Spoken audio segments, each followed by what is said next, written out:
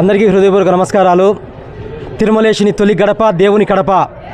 ఈరోజు ఆ దేవుని కడపలో కడప జిల్లా జనసేన నాయకులు శ్రీ జీవి రమణ గారి ఆధ్వర్యంలో స్వచ్ఛందంగా పవన్ కళ్యాణ్ గారు పిలిపించారని మేము వస్తే స్వచ్ఛందంగా మాకన్నా ముందు మహిళలు మీరు చూసినంత వరకు వందల మంది మహిళలు స్వచ్ఛందంగా వచ్చి ముగ్గుల పోటీలో పాల్గొని ఇలాంటి పాలన కోసమే మేము ఎదురు చూశాము, ఇలాంటి పాలన మేము కోరుకున్నామని మహిళలు మద్దతు తెలుపుతున్నారు. ఇదే నిదర్శనం సుపరిపాలన అంటే. ఏదైనా కానీ చెప్తున్నాం కదా, పవన్ కళ్యాణ్ గారి పిలుపు అంటే చేతికి క్యాన్ లేకుండా పక్కన పడేసి వచ్చే రకం మేము.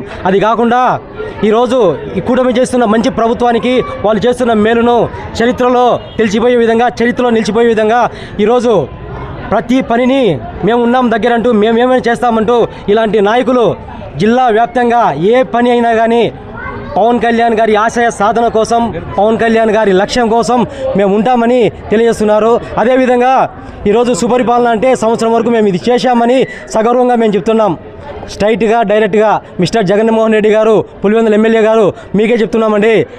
తెనాలిలోకి మీరు ఎందుకు వెళ్ళారు అంటే బిడ్డలు చిన్న తప్పులు చేస్తారంటారా? 10th క్లాసు పేపర్ తీసేసి మీరు తప్పులు చేశారు, మేము కాదని చెప్పలేదు. అయ్యా, ఒక గంజాయి బ్యాచ్కు మీరు మద్దతు పలికారు. ఇక్కడ కడప జిల్లాలో కడప నడిబొడ్డులో దేవుని కడపలో ఈరోజు పవన్ కళ్యాణ్ గారు చేస్తున్న మంచి పనులకు, పవన్ కళ్యాణ్ గారు వచ్చిన ఆశయాలకు జనసేన చేసిన పనులను ప్రజల్లోకి తీసుకెళ్తూ ఇక్కడ ఈ నాయకులు మంచి చేస్తున్నారు. నాయకత్వం అంటే పవన్ కళ్యాణ్ గారిది, నాయకులు అంటే ఇలా ఉండాలి. ఇది గుర్తుపెట్టుకోండి.